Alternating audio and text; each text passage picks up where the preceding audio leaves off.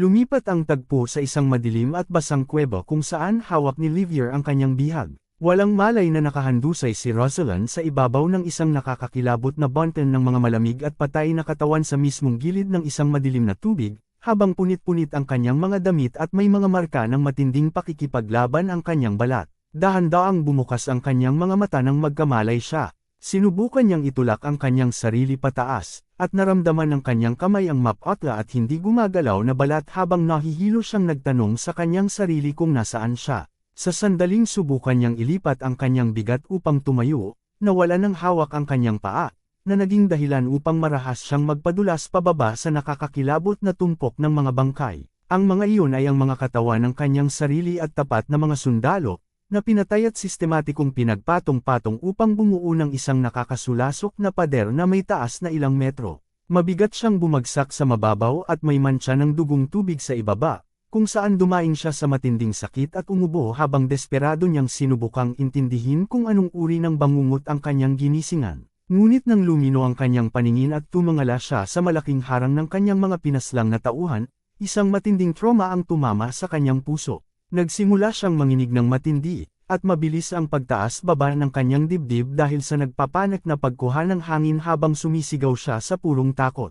Mula sa mga anino sa kanyang likuran, humakbang pasulong si Livier at pinutol nito ang kanyang pagwawala sa pamamagitan ng pagtatanong kung hindi sinasadyang natakot niya ang dalaga. Lumingon si Rosalind nang may matinding pagkagulat, tinitigan ito ng may malalaki at takot na mga mata, at mahigpit na nagtanong kung sino ito at kung ano ang ginawa nito sa kanyang mga tao. Pinanood muna ni Livier ang kanyang nanginginig na anyo bago mahinahong sumagot na ang mga taong iyon ay mga alay lamang. Naguluhan ang isip ni Rosalind at desperado siyang humingi ng paliwanag para sa kalupitang iyon. Casual na ipinaliwanag ni Livier na sila ay mga kinakailangang alay upang sirain ang mga hangganan at magbukas ng isang bagong mundo. Itinuro nito ang espasyo sa mismong likuran nito, kung saan isang malaking umiikot na cosmic rift ang pumupunit sa mismong tela ng realidad.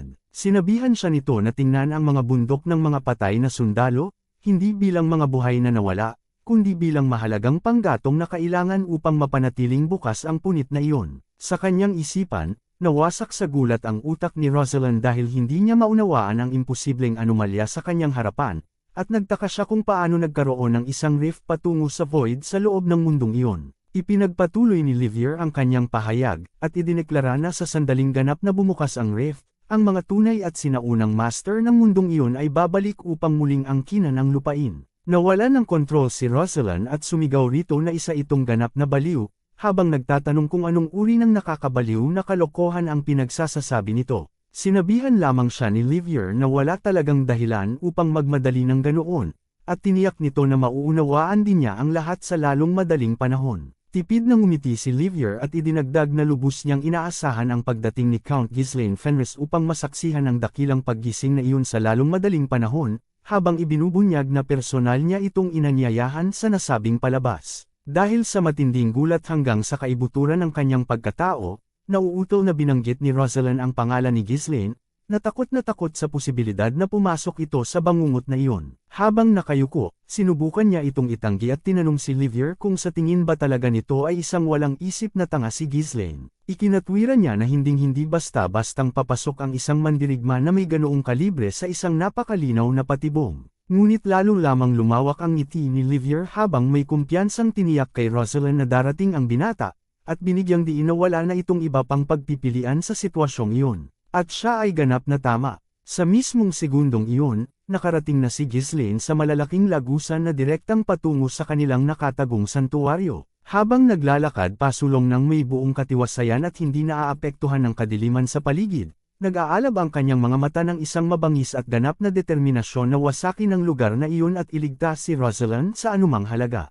Isang maalamat at sumasabog na engkwentro na ang nalalapit na mangyari. Sa kabilang banda, lumipata ang mga tagpo sa isang tavern sa loob ng Fenris territory kung saan kumakain si Alfoy kasama ang kanyang dalawang kasamahan. Ipinahayag ng isa sa kanila na napakatagal na mula noong huli silang nakapagpahinga, at sinabing tiyak na naghihirap na ang mga kaawa-awang night sa pagtakbo-takbo sa buong kabisera sa mga oras na iyon. Sumingit naman ang isa pang kaibigan at sinabing hindi naman pangkaraniwan ang mga taong iyon, kaya hindi ikamamatay ng mga ito ang paminsan-minsang pagre-relax. Pagkatapos ay binalingan niya si Alfoy upang tanungin kung sumasang-ayon ito. Blanco lamang na nakatitig si Alfoy at inisip na marahil ay sana sumama na lamang siya sa kanyang Lord Ghislaine. Lubos na nagulat ang kanyang dalawang kaibigan sa kanyang mga naging pahayag. Laking gulat nila na kung saan ay nasuka ng isa nitong kasamahan ng kanyang inumin dahil si Alfoy ang palaging gumagawa ng paraan upang umiwas ng tuluyan sa mga magulong labanan ni Ghislaine. Habang may kakaiba at payapang ekspresyon sa mukha,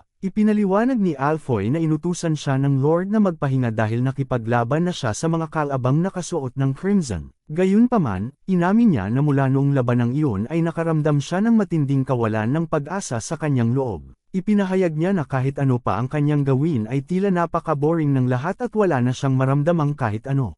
Naitanong niya tuloy ng malakas kung ang mabigat na kawalangang ito ay ang kapalit ng pagtalo niya sa isang Diyos. Subalit doon din, biglang may lumapit na isang misteryosong lalaki mula sa kanyang likuran at ipinahiwatig na lubos nitong naiintindihan ang nararamdamang iyon. Sa sobrang gulat ay lumingon ang punyetang si Alfoy at mahigpit na inusisa ang pagkakakilanlan ng estranghero. Kalmadong sumagot ang lalaki na siya si Tennant, ang West's greatest sword. Nanigas si Alfoy sa matinding pagkabigla at tila hindi makapaniwala sa kanyang sariling mga mata.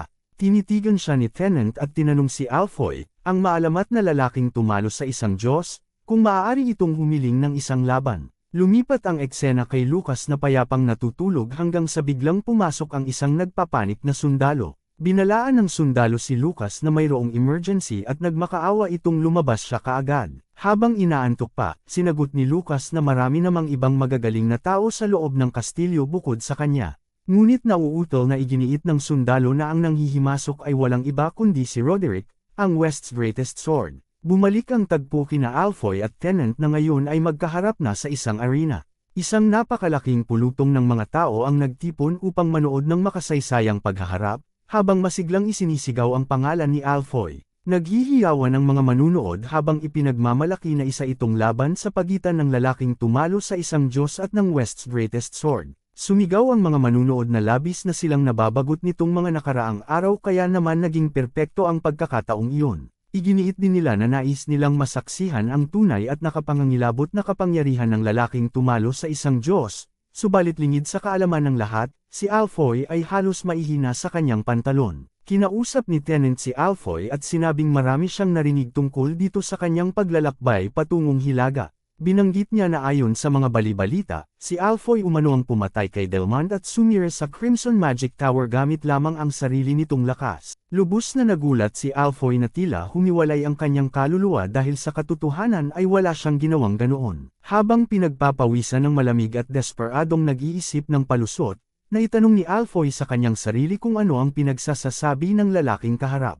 Ang totoo niyan, nawalan lamang ng malay si Alfoy habang nagaganap ang labanan at nang siya ay magising, naayos na ni Ghislaine ang lahat ng bagay. Ipinagpatuloy ni Tennant ang kanyang pang-uudyok at ipinahayag na ang mga taong may ganoong antas ng lakas ay hindi kailanman makukuntento sa mga ordinaryong bagay lamang. Ipinaliwanag niya na bagamat ang orihinal niyang layunin sa pagpunta sa Hilaga ay upang makita si Lord Fenris, inaasahan niyang aaliwin muna siya ni Alfoy pansamantala.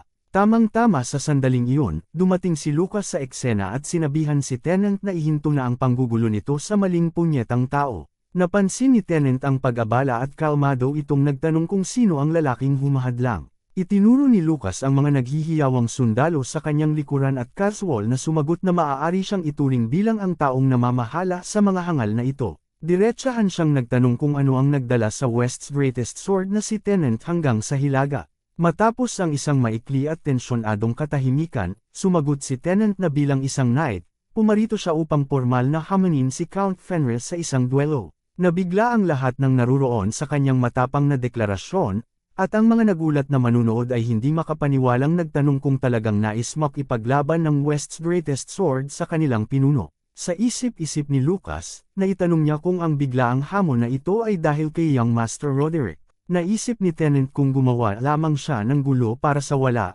kaya ipinaliwanag niya na dahil wala ang Count, sinusubukan lamang niyang magpalipas ng oras at humingi siya ng pangunawa sa kanila.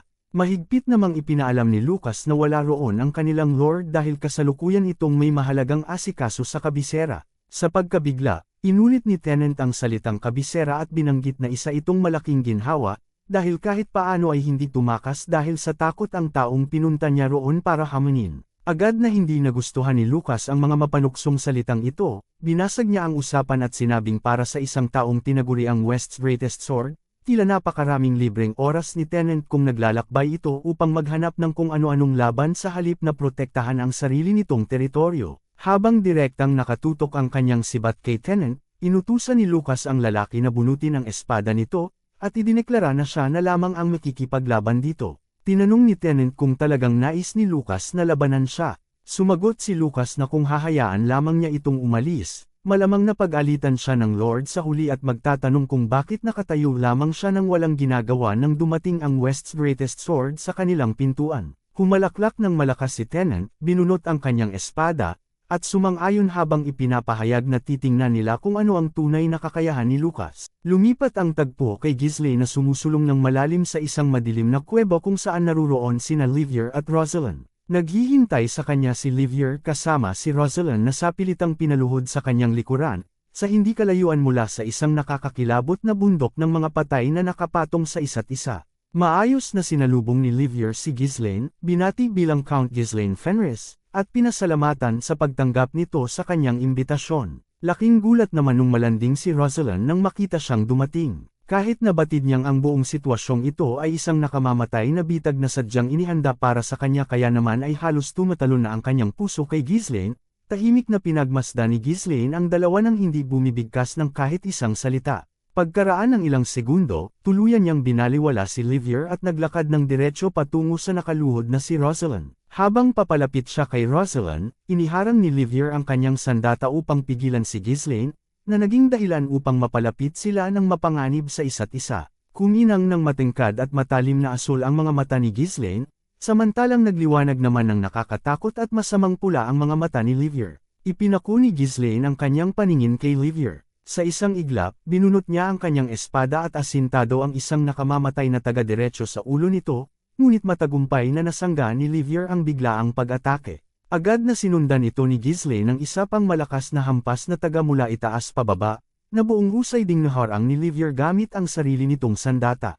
Agad na nakutuban ni Ghislaine na mayroong malaking problema.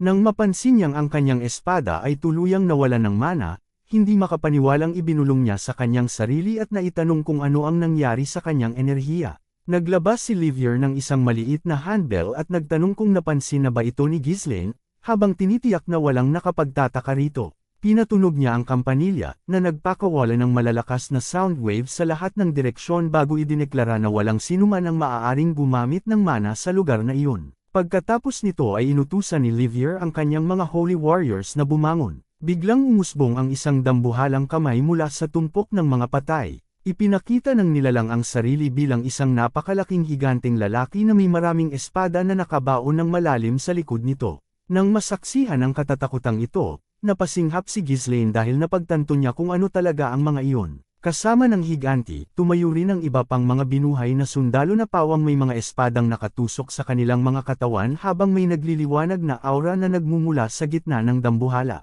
Sumigaw si Rosalind kay Ghislaine at nagbabala na ang higanti ay si Count Ford, ang diplomat ng pamilya ng duke. Ipinaliwanag niyang pinasukan ni Livier ang mga ito ng madilim na enerhiya, kaya naging mga halimaw ang mga ito, at maging ang hukbo ng kaharian ay ginawa na lamang ng mga tao-tauhan. Bago pa man siya makapagsalita muli, isa pang sundalo ang gumapang mula sa likuran at mahigpit na idiniin ang isang talam sa lalamunan ni Rosalind, na pumilit sa kanya sa ganap na katahimikan. Masamang tiningnan ni Ghislaine si Livier at itinanong kung talagang may lakas ng loob itong tawagin ang mga halimaw na iyon bilang mga holy warriors. Gumanti si Livier sa pamamagitan ng pagtatanong kung nakita na ba ni Ghislaine ang kapangyarihang iyon noon, habang partikular na idinidiin ang salitang iyon. Agad na dumaan sa isipan ni Ghislaine ang mga nakakabagabag na alaala ni Desmond. Magalang na hiniling ni Livier na kahit paabala ito, dapat harapin ng Count ang mga ito upang ipakita kung gaano siya talaga kalakas. Sa walang pag-aalinlangan, inihagis ni Count Ford na ngayoy undead ang kanyang sarili,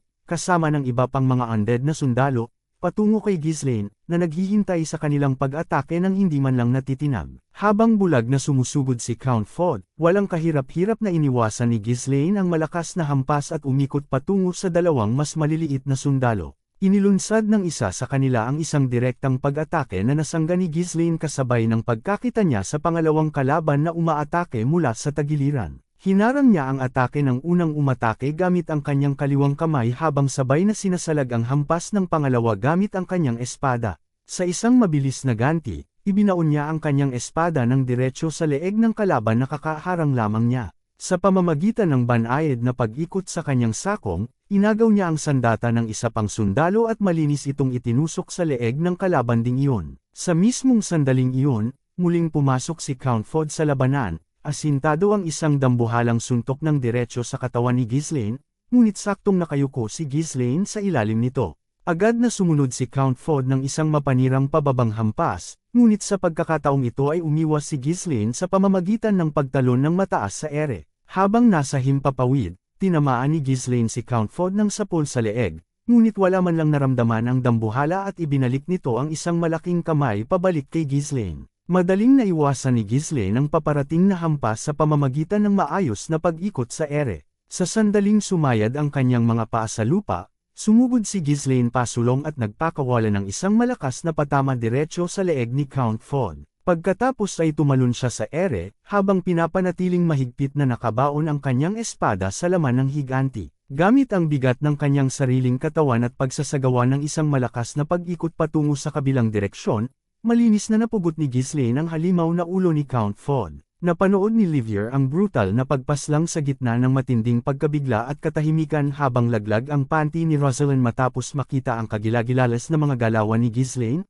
na nakaramdam ng matinding ginhawa, ay hindi napigil ang magpakawala ng isang mahinang buntong hininga ng tuwa. Hinablot ni Ghislaine ang kanyang mga espada mula sa mga katawan ng mga bumagsak na sundalo. Habang nakatingin kay Livier, nagkomento siyang ang pakikipaglaban sa mga halimaw na tulad nito nang hindi man lang nagagamit ang mana ay nagpapatunay na hindi na umeepekto ang karaniwang loika roon. Habang bahagyang hinihingal, iginiit niyang malaman kung anong uri ng panlilinlang ang ginamit ni Livier. Tiningnan siya ni Livier na may mayabang na ngiti bago ipinaliwanag na hinihigop ng rift ang lahat ng mana sa paligid. Nang may pagkabigla, inulit ni Ghislaine ang mga salitang iyon at nagtanong kung isa ba itong rift. Nilinaw ni Livier na ang pagbubukas ng isang bagay na ganito kalaki ay nangangailangan ng hindi kapani-paniwalang dami ng mana.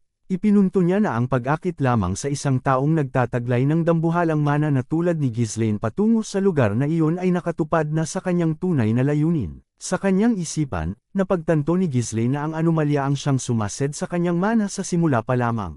Nang mapansin niyang lumaki na ito ng higit pa kay Sarati, nanginig siya sa pag-iisip kung ano ang mangyayari kung tuluyang bumukas ang rift na iyon. Habang malinaw na nagbabalik sa kanyang isipan ang mga alaala ng halimaw na nilalang na kinailangan niyang harapin sa kanyang nakaraang buhay, tuluyan na niyang naunawaan ang lahat.